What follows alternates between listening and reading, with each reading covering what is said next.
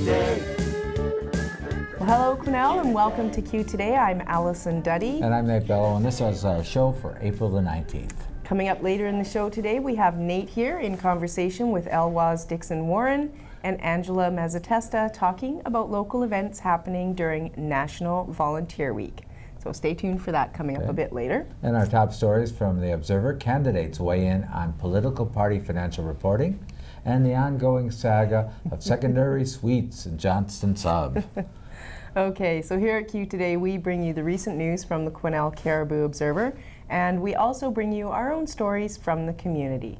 So now let's get right over to the news here with Nate. Thank you very much, Allison. Last week, Elections BC released the 2012 annual campaign finance reporting.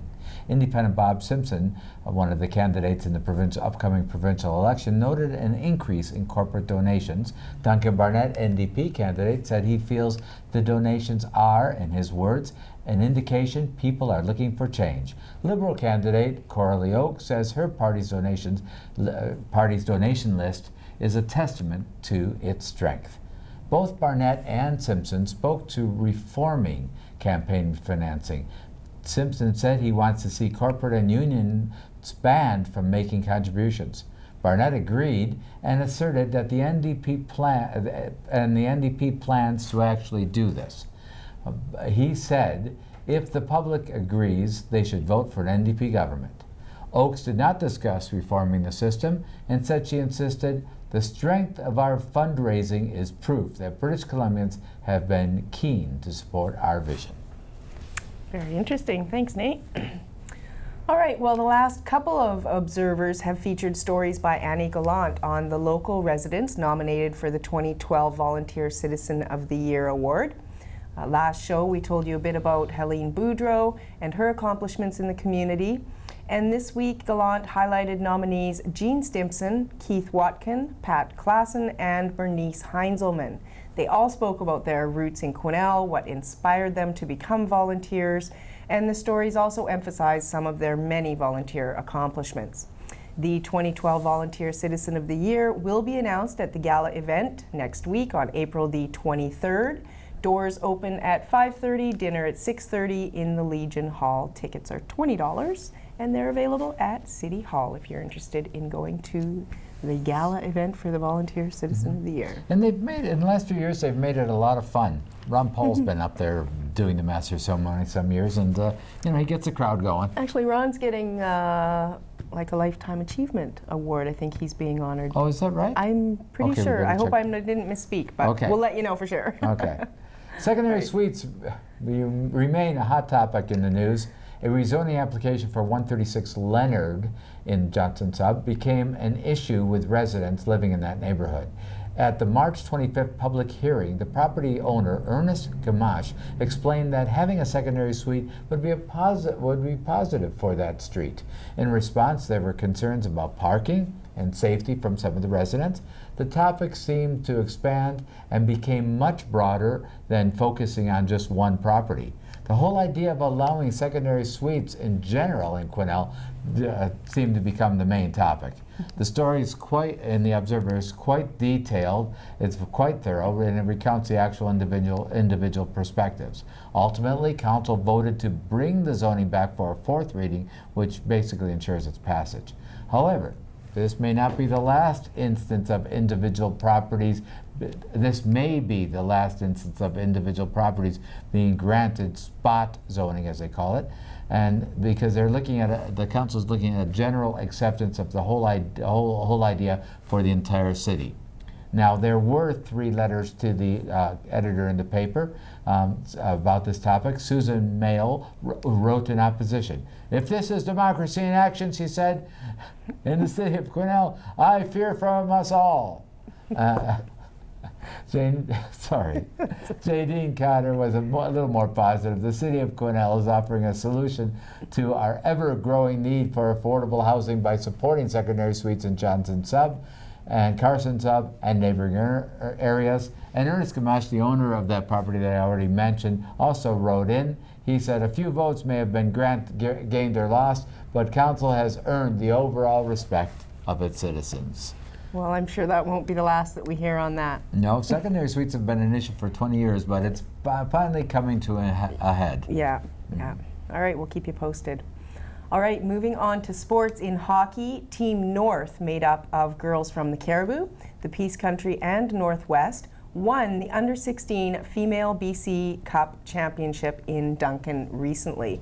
Now, after they swept through the round robin, Team North came up with a 2-1 shootout win over the Vancouver Blue team in the semifinal, and then they outlasted the Vancouver Green team 2-1 in regulation to take the championship. This is the first win for the North at the BC Cup, interrupting a long line of Lower Mainland teams who have won in the past. So, congratulations to Katie Young and Sydney Jordan, both Gold Pan City residents, who made the trip with Team North. That's awesome. Congratulations. You bet. Well, the motocross season is underway, and racers from Quesnel and all over BC headed to Ashcroft recently for the first race of the season. Despite the wind, the rain, and the near-freezing conditions, several racers from Quesnel braved the elements and had an awesome start to the 2013 race season. Kamloops is hosting the next BCMA race on April the 27th and 28th, followed by Quesnel's race being hosted May 4th and 5th. Sounds like a lot of fun. Yeah, Not motocross. Really. Rain, wind, freezing temperatures, but those guys, mud. they're in there like skiers. Oh, totally. Yeah. You're Gung-ho. committed. You're dedicated, right? Yeah. Yeah. All right. Well, the communities of Bouchie Lake and Parkland are working together to host their first annual National Volunteer Week celebrations coming up April the 21st to the 27th. The Cariboo Regional District is supporting the celebrations with funding from the Electoral Area B Special Projects Fund. Heloise, Dixon-Warren, and Angela Mezzatesta chatted with Nate here about this special week-long tribute to volunteers. So let's have a look at that now.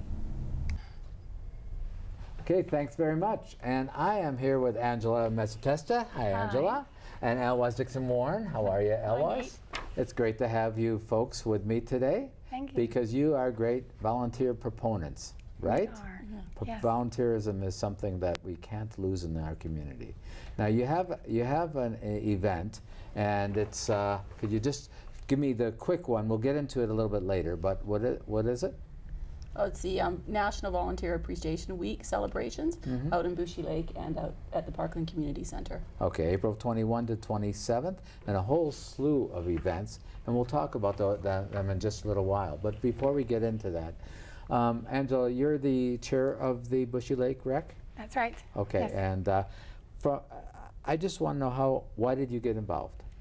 So I recently became involved as the chair. This was back in October. I've lived in the Bouchie Lake community for over 12 years, and over the years, because of work demands, I wasn't able to volunteer as much, but I recently retired, and so that allowed me to have some more time to look at what is out there and where the need is, and where I can put my skills and my energy to make the community that I live in, you know, a vibrant place where people live and recreate. And you know, we have a wealth of resources right around us in our own communities, and so I want to see more activity at them. And so in order for that to happen, I knew I needed to get out there and help.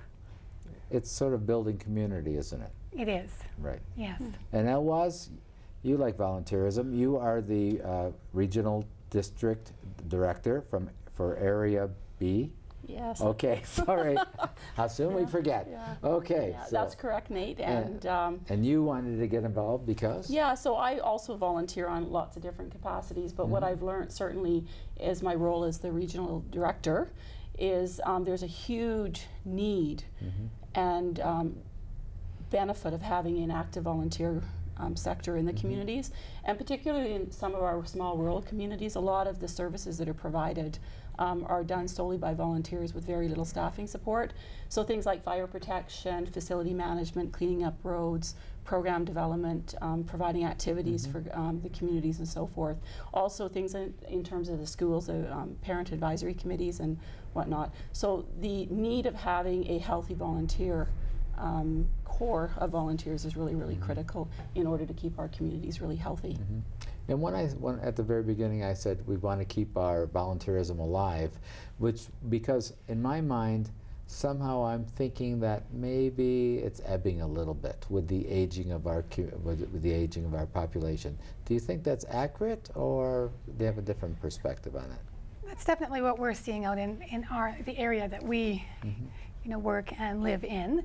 And that, as well as those that do volunteer, tend to volunteer in multiple organizations for multiple causes. Right. And we also see that parents are busy and active with their kids, and oftentimes they volunteer in the things that their kids are interested in. And so they're hockey moms and dads and soccer moms and dads. That's right. Yeah. So. Yeah. So is it? Do you think, Heloise, is it a crisis? No, we're not quite at the crises, but in order to keep things the way they are, status quo, and perhaps that's not necessary in the long run, but I do believe that the other thing is, I think the needs of volunteers are changing. We've done a little bit of research on this, and people volunteer for a whole bunch of different reasons, but I think the main thing is people have to get something out of it. Right. It has to be a positive experience for them, whether it's supporting their children or whether it's supporting the environment or whatever it may be. There's got to be something that's of benefit to that particular person. So I think it's really, really important that we try to determine what are the needs of the volunteers. And we need to thank them, which is part of what we want to do next week. Okay, good. Good. Thanks for moving me along into something more specific. Okay, Bouchie Lake and Parkland Community Volunteers join the fun National Volunteer Appreciation Week. So you're going to have things at Bouchie Lake as well as at Parkland. Okay, so let's talk a little bit about some of the events. Okay, so we're going to be starting the events off on Tuesday, the 23rd. We're going to be having a movie night and an internet cafe, and so it's the movie is planned to be PG, so for kids and adults alike, and we'll have an internet cafe also, so upstairs in the hall. And let's say what internet cafe is. So people come, they bring their laptop, they sit, and they can get onto the high speed, which is at the hall. Many of us out at Bouchie Lake still have the dial-up, so right. It's But at the hall, you've got the high speed. That's right. That's and good. So people can come, maybe grab a cup of coffee, sit with a neighbor, or just get on and surf. Oh, neat. And so we'll have. What a great idea. Is there a question, or are they surfing something, or just what do you like? This is what I like. No, we're just it's sort of a launching of people being aware that that is available to them. Okay. And we're hoping that, we can set up some nights. Very creative. Following that. I've never heard that one before. Good. Yeah. Yeah. So that is on the 23rd. Yeah. Okay. So that's and that's Tuesday. That's okay. Yep. Okay. Good. And then on the 25th. That is the Community Association meeting out at Bouchie Lake, and so it's a planning meeting. It's again getting the members that are members of the association out and just having conversation, finding out what kind of programming people are looking for, what other ways can the hall be used to bring people in, and potentially have some volunteers sign up for some activities as well. Right, and you soften them up a couple of days before. Perfectly, Exactly. yeah. And then finally on the 27th, Angela? So that's kind of our big celebration with cake and balloons and activities. And again, we're just thanking the volunteers for everything that they have done, this far, and saying that how much we appreciate them and we need them so that we can continue to make the hall and the activities, as vibrant as we were hoping. Yeah. So let's move over to Parkland. And Heloise, why don't you take this part? Tell us a little bit. Out at Parkland, which is just on the 10 Mile Lake area, there's 3 activities being hosted out there also by the Parkland community. And the first one is on April the 24th, and it's going to be called a Happy Hump Day Brown Bagger Cafe. So basically it's a luncheon. The community's invited out to the Parkland Community Centre to see it. It's a fairly new centre, and the groups are in the process of getting things set up, so it's an opportunity to showcase the Sorry, centre. did you say it already? It's part of, the centre is part of Parkland School, isn't it? Yes, it is. Yeah, Yeah, okay. it's I think at the north end of the school, and it's just a great way to stop in and have a soup and sandwich, meet some friends, meet some of your neighbours, and so forth. And then on the Friday evening, which is the April the 26th, the Parkland community will also be hosting a pizza night and a free family movie night. There'll be popcorn, and the show time is at 6:30 p.m. So that's another opportunity to come out. The kids are also encouraged to come out in their pajamas if they so wish to. And just because you're saying family doesn't exclude any people that are their family consists of one person or two people. Absolutely. Okay. The seniors, kids are 50 years old. Yeah. Okay. Yeah. Thanks for clarifying that. All Yeah, right, that's important. And then also on Saturday the 27th, there's going to be a final celebratory event out at Parkland, and that's going to be in the afternoon or the morning. It's 11 a.m. to 3 p.m. And the community out there is actually hosting a barbecue, and so there'll be a celebratory cake.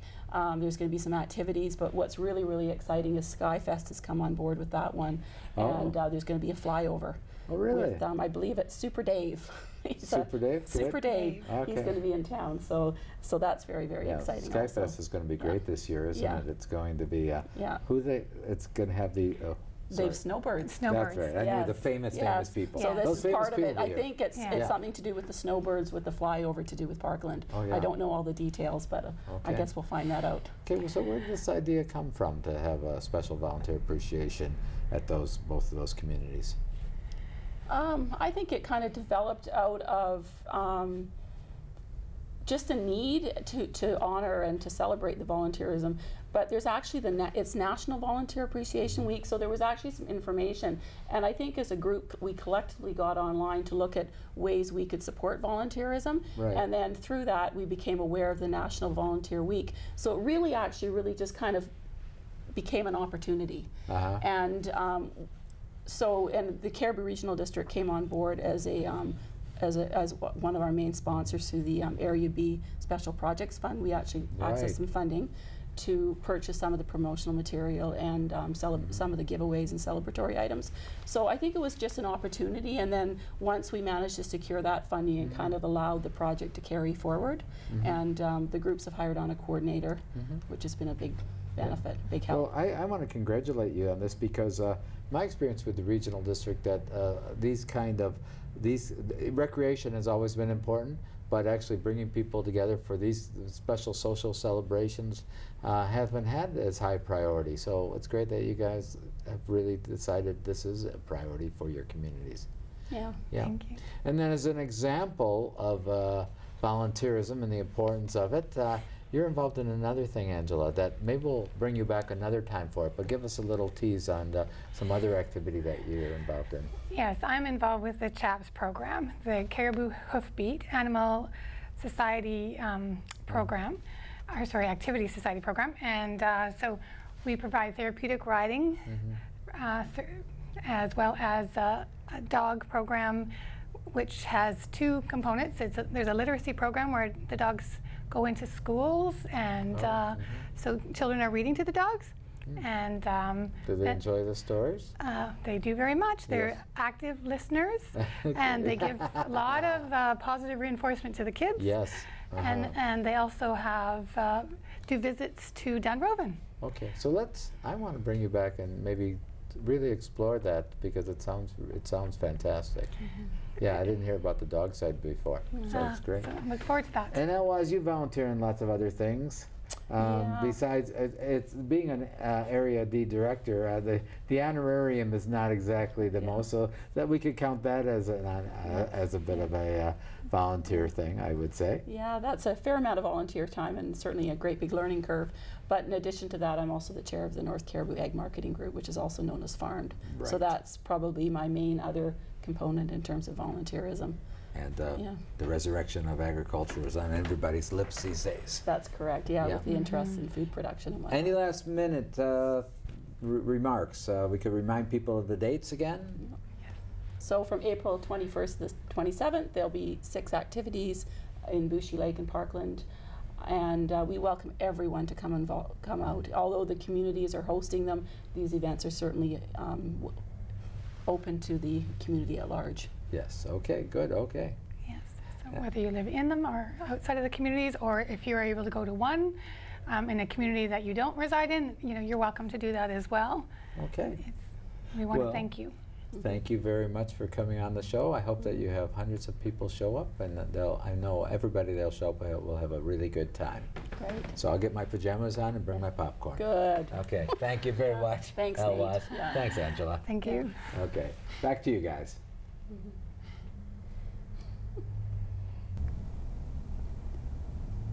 Now let's see what's happening in Quesnel with our community calendar.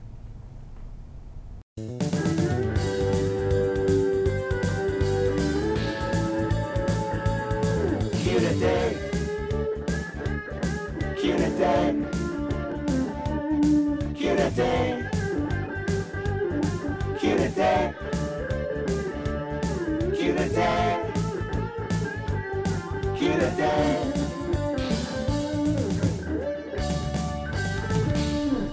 As always, thanks to the Quesnel Lions Club for helping to make our show possible. Their next garage sale is Saturday, April 28th from 9 to 2 at the Maple Park Mall. And the Lions Mother's Day Pancake Breakfast is May the 12th at the Lions housing lot on the corner of Reed Street and McNaughton. Watch for times and details on that. We'll keep you posted also. And remember, you can watch us anytime on the web at qcatv.ca, thanks to our colleague Eddie D'Souza, or check us out on Facebook, Big Q, Big T, all one word. Right on.